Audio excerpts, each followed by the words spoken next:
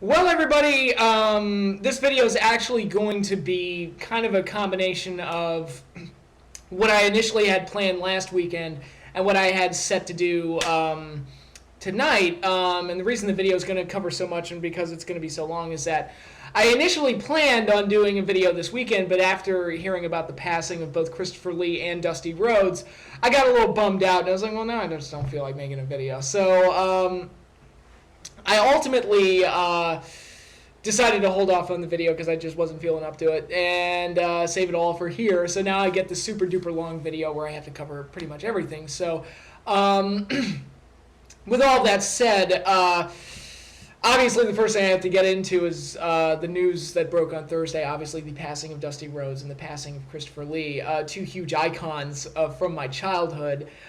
So I definitely wanted to come on here and pay my respects to both of them. Dusty Rhodes, as a wrestling superstar, one of the biggest names from the NWA and just one of the most charismatic figures to ever come out of wrestling. And, you know, when I look back on the wrestlers that are the most fun to imitate, Savage is probably number one, but Dusty isn't too far behind. I mean, he's the American Dream, getting funky like a monkey, in public, if you will.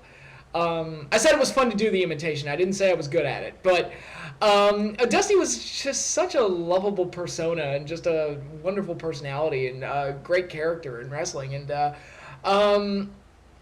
in an era where he's working largely in the NWA and everybody's kind of in the wrestler type, where they're all kind of like these old school technical wrestling types, and those were typically your main eventers, like the Harley Races and the Ric Flairs and stuff like that.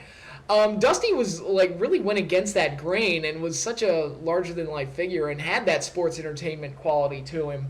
That he really, his popularity and his presence, he couldn't be denied, getting that main event spot and winning the NWA World Title a couple of times. So Dusty definitely left his mark on the business, and it was really sad to lose him, and obviously my thoughts and feelings go out to his friends and family during what I'm sure is a very hard time, because Dusty did, he was only 69 years old. It's not like he that's not super old. So I'm sure a lot of people weren't ready for this, and I definitely wasn't, and I was really sad to get this news literally right after I heard about Christopher Lee. So it was just like this huge, horrible 1-2 punch. But yeah, Dusty Rhodes, he's a wrestling legend and an all-time great, and I'm sorry to lose him. So yeah, but then there's Christopher Lee, who, if you've watched any of my non-wrestling videos where I've talked about horror movies and other movies that I'm a fan of or anything, I'm sure I've mentioned Christopher Lee at some point or another. I mean, this guy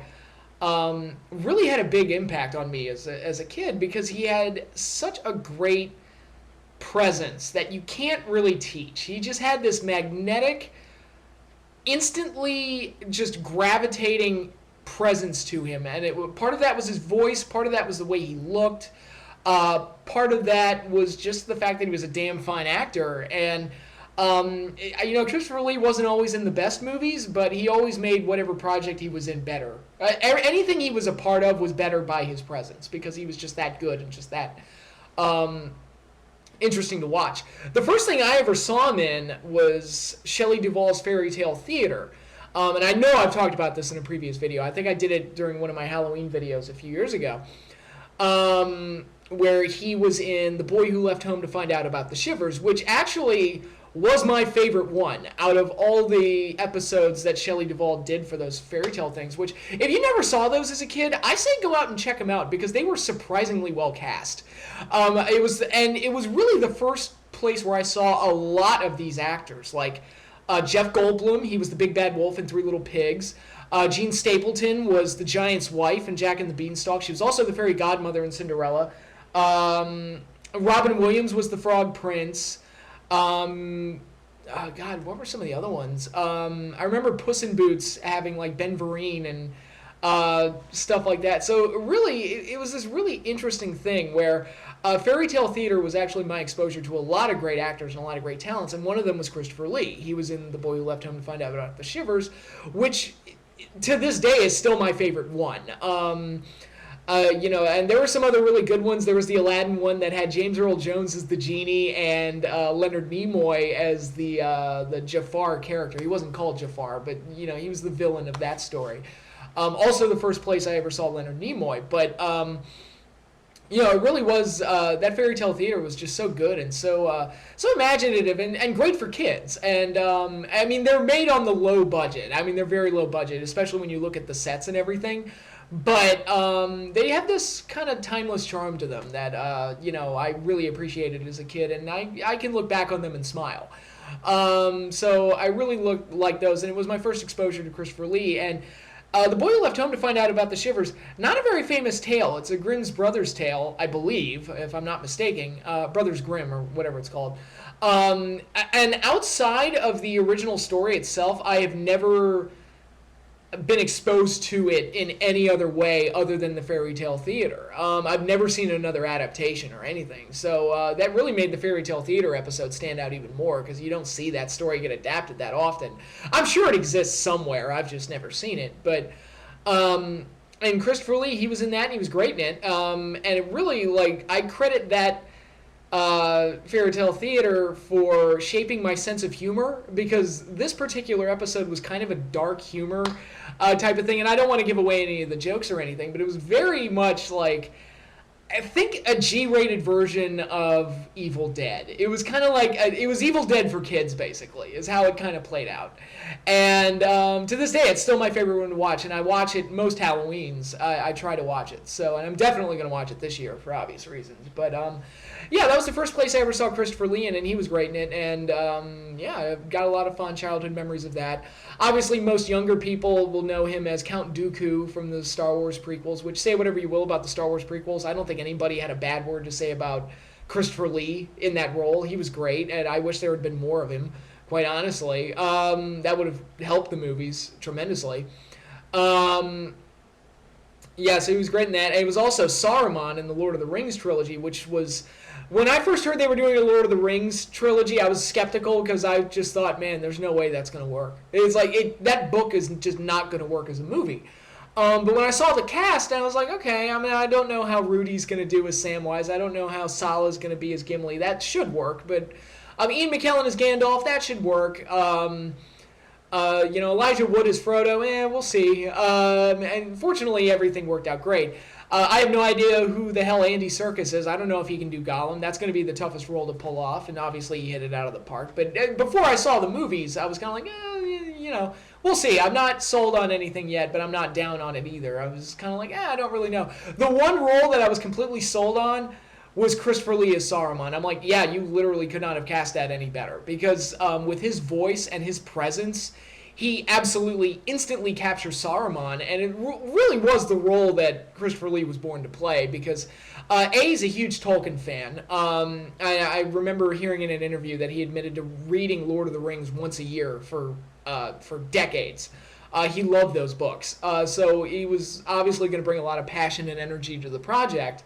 And again, just all the attributes that make him such a great actor just lend itself naturally to Saruman. I was like, there's no way that this is not going to work. And he was great in it. And it's probably the role he's most known for, especially nowadays, which in many ways is a good thing. Like I said, it was probably the role he was born to play.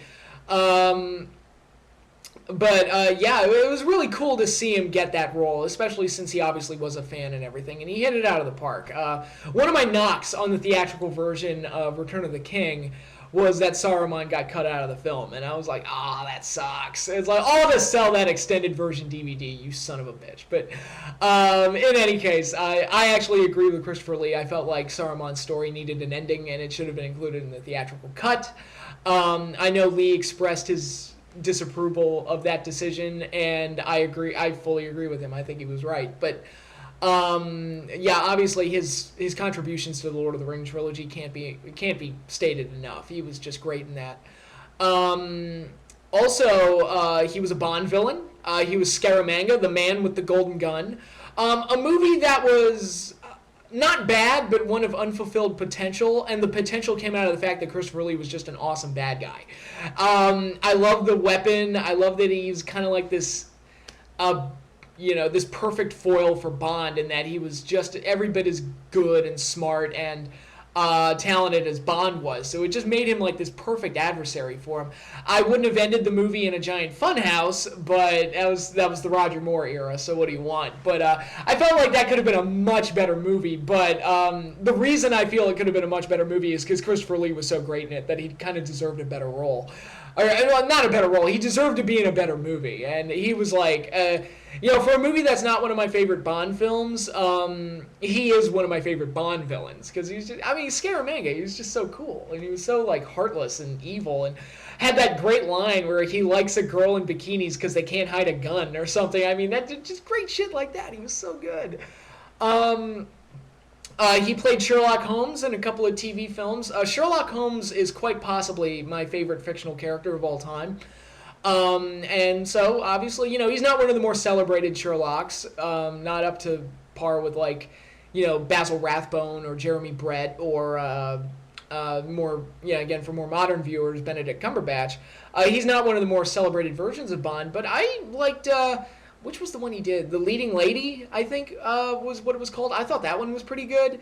And it's interesting to see Christopher Lee's take on Holmes because he was an older Sherlock Holmes. And it was interesting to see a take on Sherlock where he was much older and I guess you could argue past his prime. And it's like, how is Holmes going to hold up in old age? And I thought Christopher Lee did the best job he could with that. And again, it's really cool.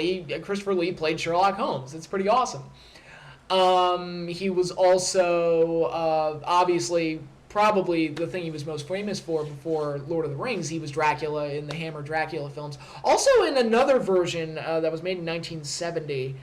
That's one of the more faithful adaptations to the original Bram Stoker novel. I haven't watched it in years, but it's outside of the Hammer canon, and it's him playing Count Dracula. And it was one of the few versions that depicted Count Dracula as growing young as with each victim that he gets, and I thought that was interesting and helps that version stand out a little bit more.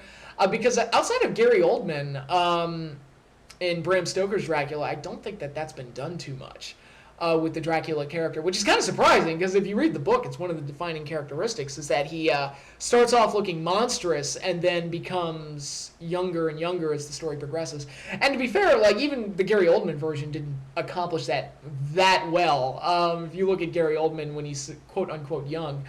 But yeah, he did that version of Dracula. He was also obviously the Hammer Dracula in the movies where he barely spoke, which is just amazing to me because he's got that great voice and he's playing Dracula. I mean, my God, the seducer, the great king of vampires. I would want him to speak. Not a scene would go by where he's not talking. It'd just be too perfect. It's like having but in a way, it is kind of like having Karloff play the Frankenstein monster because it's like Karloff has got a great voice too. And out of the 3 movies that have Karloff as the Frankenstein monster, I should say, he only talks in one of them. And that was considered a controversial decision at the time. So, he made it work by being mute. And even though Christopher Lee's Dracula didn't talk much, he left an impression. It was really like the ultimate sexual predator Dracula. Like, this guy is just a flat-out rapist. And that was Christopher Lee's kind of take on it, where he's not a seducer and he's not like, a charming foreigner or anything like that. He doesn't have like Lugosi's charm or Frank Langella's charm in the role, and that made women swoon back in the day.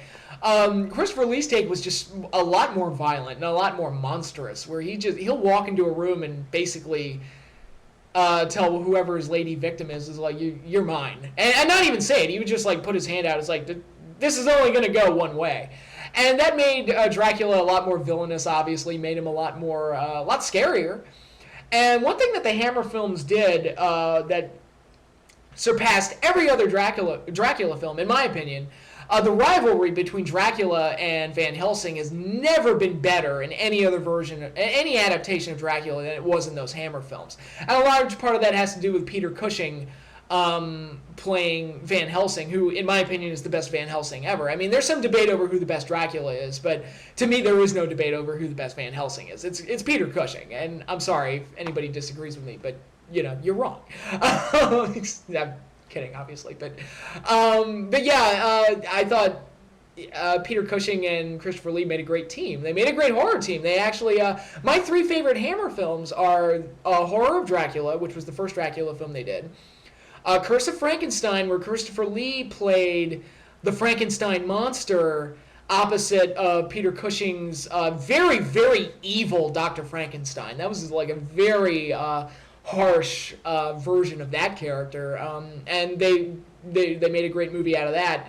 And The Mummy, a Hammer's version of that. And I was never a big fan of The Mummy. Not the Universal mummies. And I'm not talking about the Brendan Fraser films, although I didn't like those too much either. The first one's okay. But like I'm talking about the classic Universal mummy films, like the original with Boris Karloff, and then all the follow-ups, like the Mummy's Curse and the Mummy's Tomb and all of those other ones. I was never a big fan of the Mummy films, and I love the classic Universal monster movies, but for some reason the Mummy movies never did it for me. To me, the definitive Mummy movie is the Hammer film, the first Hammer film that they did with Peter Cushing as the archaeologist and Christopher Lee playing the mummy. He was the mummy Karras. And where Christopher Lee really shined is that you get to see him in the flashbacks that show him how he became the mummy. So you get to see the brutish, silent monster, but you also get to see, the kind of devious, priest that ultimately got punished and became the mummy. And those flashback scenes are actually really well done and really highlight Christopher Lee's strengths once again. And I could sit here all day and talk about Christopher Lee projects that I loved and Christopher Lee movies that he was in that I adored. I also loved his role in Gremlins 2, where he was kind of the mad scientist. But, in the end, for whether it be voice acting or whether it be his kick-ass heavy metal albums that he was making into his 90s. He was in his 90s and he was making, providing vocals for heavy metal Christmas albums. That's pretty awesome. But for his roles as Dracula, the Mummy, the Frankenstein monster, Saruman, Count Dooku, whatever. Christopher Lee was a huge part of my childhood and he had a huge impact on me and one of the actors I've respected the most in my life. So to see him pass, even at the age of 93, was sad for me and it was a bit of a hit. So I just want to come on here and pay my respects to both him and Dusty Rhodes. And just make it known that I have a lot of respect for 2 great performers, for different reasons, obviously. And, my thoughts and feelings and prayers go out to their family and friends during what I'm sure is a very hard time. And I wanted to thank them for all the great memories, because both of them gave me a lot. Now on to something a little bit more lighthearted. Obviously, I wanted to talk about Money in the Bank. I decided not to cancel my subscription to the network right away. I was like, all right, I'll watch Money in the Bank and then cancel it the next day. And then I find out that Brock Lesnar is going to be in the main event at Battleground. It's like, ugh. All right, fine, whatever. But I still canceled the network, but at the same time, it's like, it's like once I cancel, I always pick the wrong time to do things. But I'll decide, depending on how the build up to Battleground is, I'll decide whether or not I want to re-up. And that's probably what I'm going to do.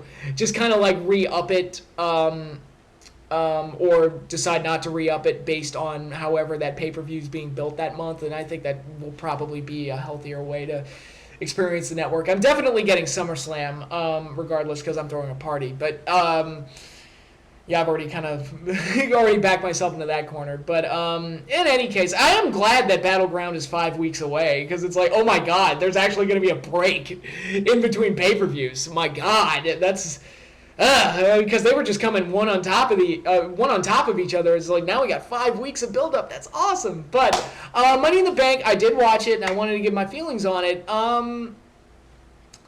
Not a bad show. There was some good stuff on it, obviously. Some of the finishes were a little wonky, but overall, I didn't think it was a bad show by any means. The Money in the Bank ladder match,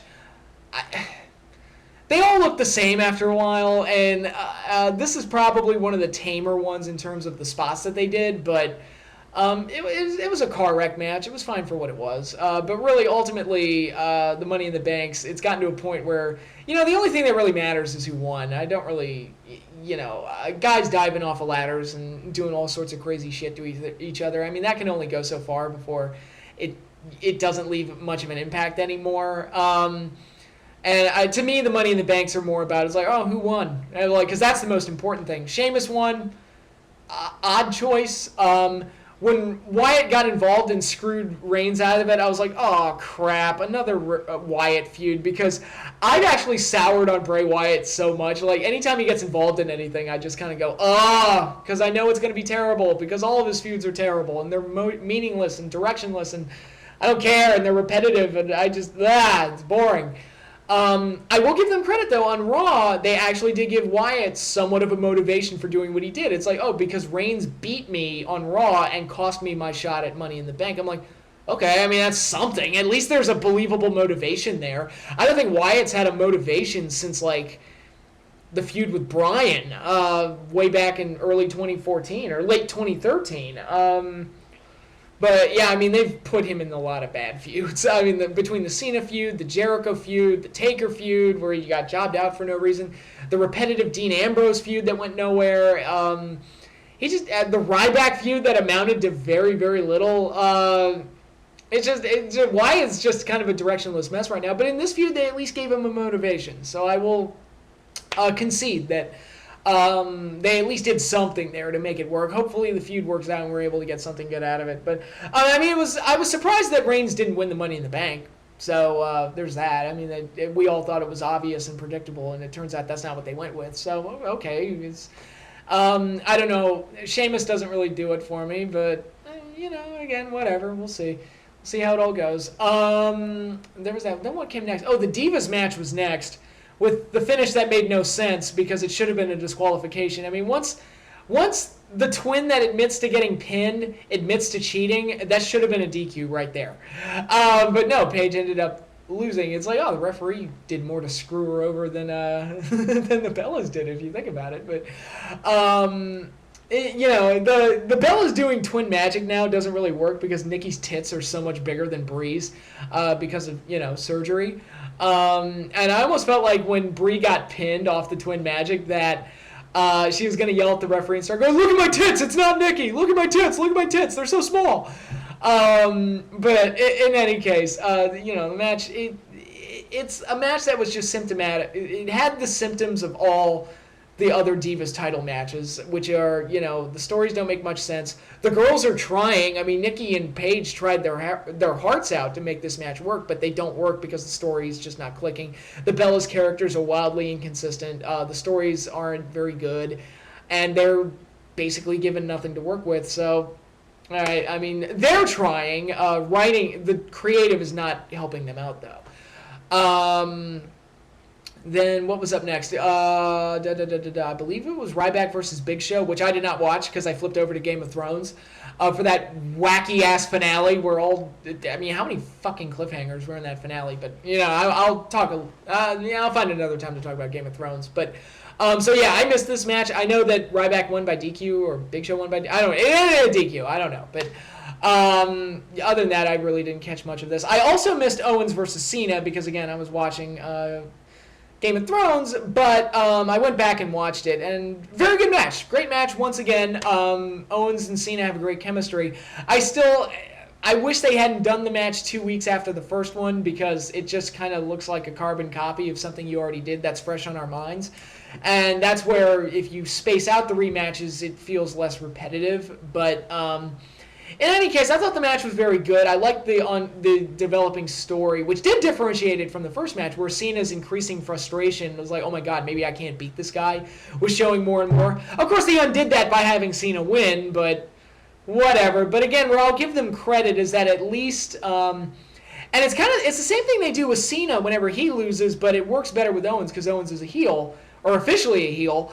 With Cena, whenever he loses, like the match with Brock at SummerSlam, they will overcompensate to make Cena look good. Which is why, the night after getting destroyed by Brock, he basically went out there and squashed the Wyatt family. And then tore up everybody. And then almost beat Brock at the next paper. He won the match by DQ, but, it looked like he was going to beat Brock for the title. And they had to really overcompensate to make up for the SummerSlam loss, which is just annoying to me. But with Owens, they're kind of doing that, but it works because Owens is a heel, and it just keeps his heat building and makes him look awesome. like power bombing Cena on the ring apron after the match because he was mad. And which, by the way, credit to them for actually having Cena sell the spot, because that's the spot that put Sami Zayn out for months, twice. So if Cena came back the next night and it was like, Kevin Owens, he's a sore loser, blah, blah, blah, blah, blah, blah, blah, blah.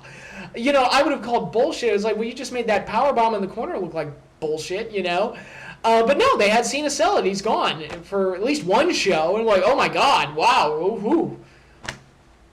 I would keep him off TV for at least for most of the build up to Battleground. And, all of Cena's TV time should be like pre-taped segments or something just to sell the effects of that move. But we'll see if they do that. But for one night, it's like, all right, they kept him off one Raw. That's a good thing. And then they had Kevin Owens cut that awesome promo, which was great. And then he powerbombed the musical guest Machine Gun Kelly off the stage, which was awesome. And really kind of saved that whole segment because Machine Gun Kelly's musical act was fucking horrific. It's terrible, but it was made better by the fact that Kevin Owens powerbombed him into oblivion. It was like, oh, cool. And I really like it. Kevin Owens is the best part of WWE programming right now, and so is Brock Lesnar's return is also great because Brock is such a great character too, and it makes me want to see Brock versus Kevin Owens. Just saying. But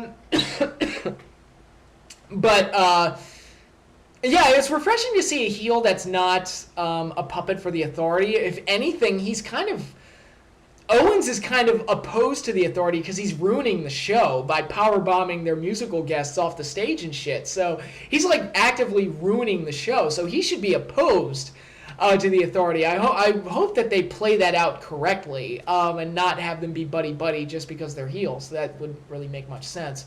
But in any case, I really like what they're doing with Kevin Owens now. And really, the loss to Cena, while annoying, they've made up for it by how they followed it up immediately after the match and how they followed it up on Raw the next night. So at least there's something. So that was good. Didn't see Primetime Players versus New Day. Primetime Players won the titles. I don't see the point in that, quite honestly. I felt like New Day had a lot more mileage as heels, but we'll see how it goes, I guess. What was it? Was the ladder match last? Well, I mean, I guess the ladder match was next. Yeah, well, okay, Dean and Seth in the main event, saw the ladder match. I really liked it, and one of the reasons this ladder match really won me over was that it kind of had that more old school mindset of, instead of diving off of 20 ladders and, shoehorning 20 ladders into the match and turning it into just a wild stunt brawl, let's work the match in a way where the drama is centered around who gets the ladder first, because they largely only used one ladder throughout the match. I mean, they used one for a powerbomb spot. They used another one for another spot, I think. But for the most part, they stuck to the one ladder. And I like that kind of minimalist approach. And they had like a great brawl just to get to the ladder first and all sorts of stuff. And I really liked that. And I really appreciated this about the match. Some people are crapping on the finish. I mean, that's typical WWE. They got to find ways to, have the heel win, but not really. But it was refreshing that they did it in a way where it didn't involve 80 run-ins. And at least I can kind of understand the logic of Seth did come down with the belt first, so technically he won. So I can understand it, at least. I'll accept it. And it's better than having the third straight pay-per-view or whatever it's been with a shitload of outside interference to help Seth keep the belt. So that was refreshing, and it set him up for Brock at Battleground. Now it'll be when that announcement was made, and I think we all knew it was coming, it's like, oh, well, Seth just got... I mean, that's a death sentence, basically. That's how the commentators kind of sold it. So it'll be interesting to see, because I think Seth is going to come out of Battleground with the belt. So it'll be interesting to see how they get around that, and if they even have him pin Brock, which would be kind of ballsy if they did. But in any case, like I said, Money in the Bank, not a bad show. The Owens-Cena match was great. The ladder match, the main event ladder match was good, and nothing else was truly offensive about it, quite honestly. Although there were chunks of it I didn't see because I was watching Game of Thrones, but maybe that's the best way to watch it. I don't know, but Money in the Bank was an enjoyable show. Raw dragged in a lot of places, but that's because of the 3 hours. There were nuggets of good sprinkled throughout, like the Brock Lesnar stuff and the Kevin Owens stuff.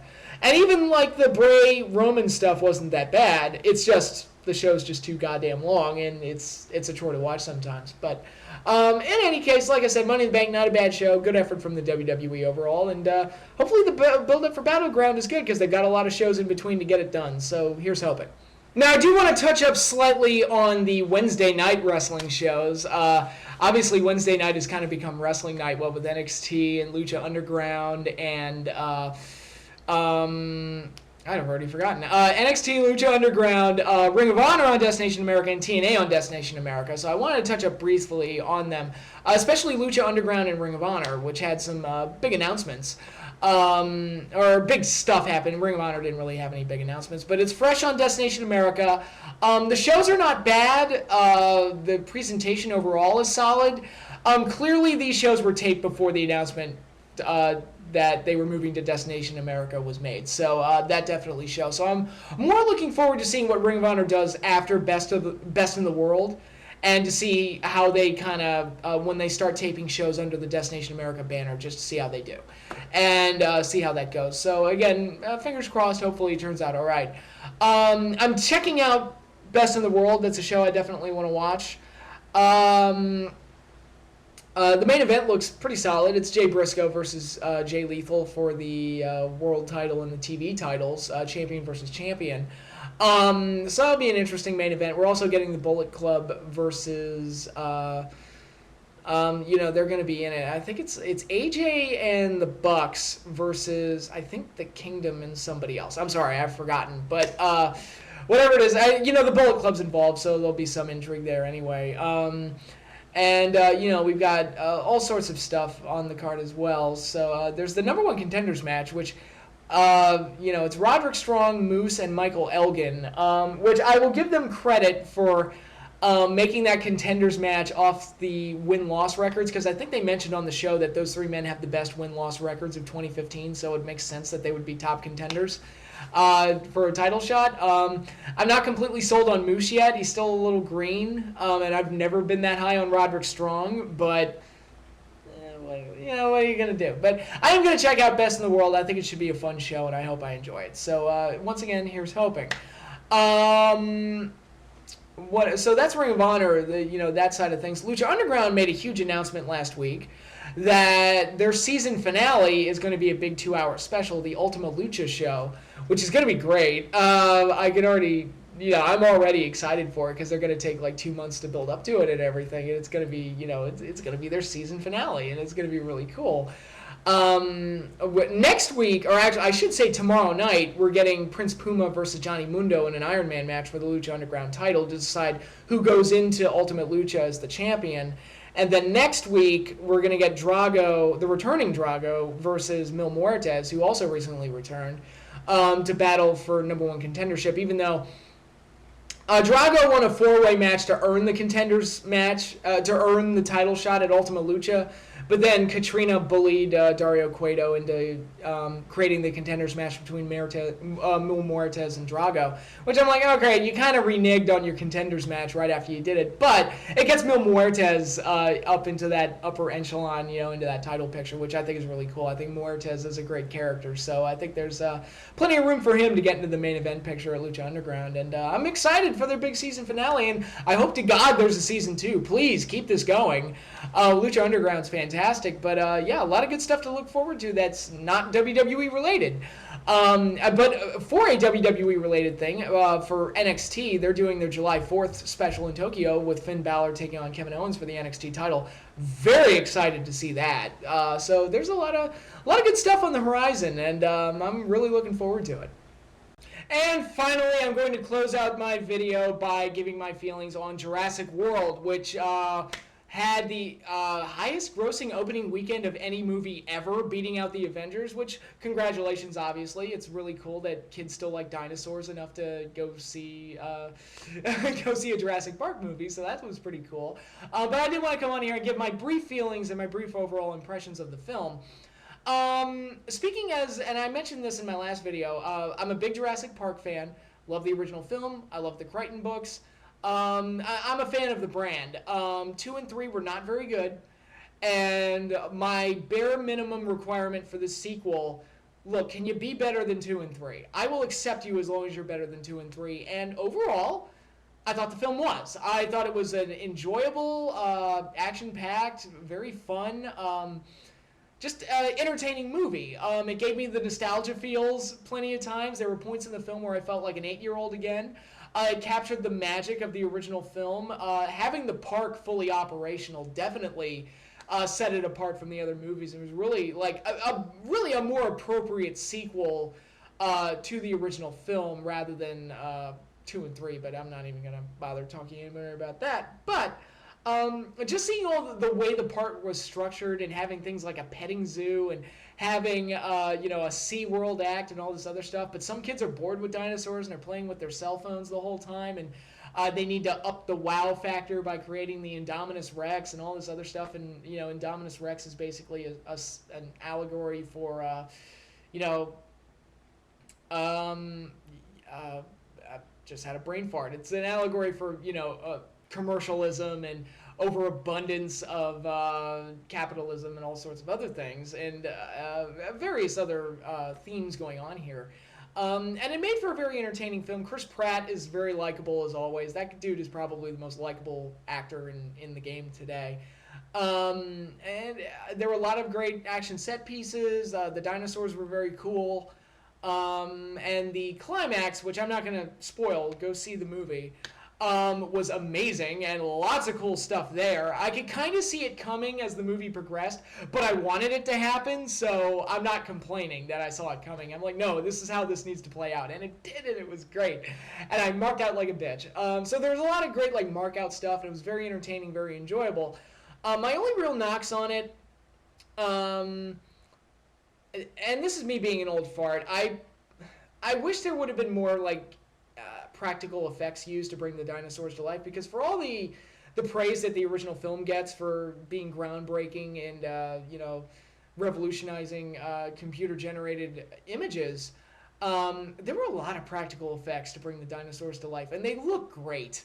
They look really, really good. I would have liked to have seen kind of a return to that a little bit in Jurassic World. It's one of the reasons I'm excited to see the new Star Wars, because they've talked about it's real sets, real puppets. The BB-8 soccer ball droid is actually a real fucking thing. I saw it roll out on the stage at a Star Wars Celebration. I'm like, yes, that's one thing you did right. Chewbacca, fucking real. That's how I like him. And that's the thing with practical effects, is that there's actually something there in front of the camera. There's a mask there that's taking up lighting and all sorts of other things. It's taking up space there in front of the camera, so there's not as long as you work to make the practical effects look good, it's going to look better than any computer generated image, because with computer generated images you have to worry about lighting, you have to worry about mass and all those things that are hard to predict and hard to convey when there's nothing there in front of the camera. Gollum's Andy Serkis's Gollum was such a great performance because a lot of it was him there on set doing a lot of this stuff, and they just kind of took the reference of Andy Serkis and used it to create the image. But a lot of times that obviously does not go on in these films, and it's just computer CGI fest, which can look good, can work. Here I would have liked to have seen more practical effect dinosaurs, and I think that would have made me happier, but I've seen, that's a losing battle. I'm an old fart. I understand that. My other major problem with the film was the villain. And I like that actor, I really do, but there is really no reason for that character to exist, and his motivations are completely insane, stupid even, wow, you're kind of a moron, that this is your evil plan, but it really kind of, anytime he was on screen, it just kind of halted the story, and really he wasn't needed, because Indominus Rex was the villain of the story. And the thing getting loose and running amok and causing chaos, that you didn't really need a human heavy. The original film really didn't have a human heavy. The closest thing they had was the Wayne Knight character, and he was just an excuse to cause everything to go to shit. And he got disposed of, when the movie was half over. So he wasn't even really that important. He was just a means to an end more than anything else. But I wasn't a fan of the villain, wasn't a fan of his whole motivation and everything, and like I said, it was completely unnecessary. You could have completely cut him out of the movie, and the movie would have worked even better, because it would have been, a lot of illogical story holes wouldn't have been present. But and really the holes are just in his logic, where it's like, I don't understand why you think that this would be a good idea. And again, I'm not going to delve too much into spoilers, but yeah, I really didn't like his presence in the film. But even with those flaws, or things that I perceive to be flaws, this movie was still way more entertaining than 2 and 3. The first worthy sequel to Jurassic Park, at least in film.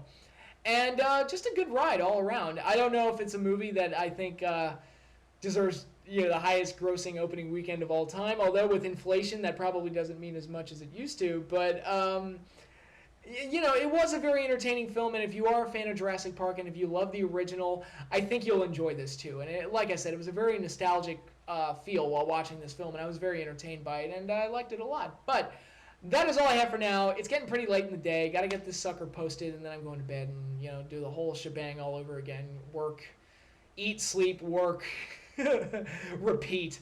And the cycle of life that is my current living situation. But in any case, that is all I have for you now. Hope you all enjoyed the video, and I will see you all later.